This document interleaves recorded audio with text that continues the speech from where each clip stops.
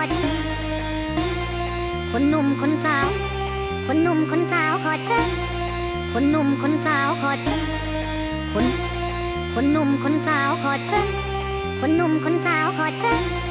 คนหนุ่มคนสาวขอเชิญ